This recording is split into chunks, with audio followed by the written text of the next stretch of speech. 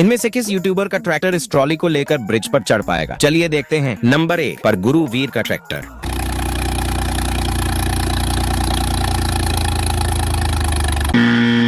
Number 2 पर सोनू मलिक का tractor.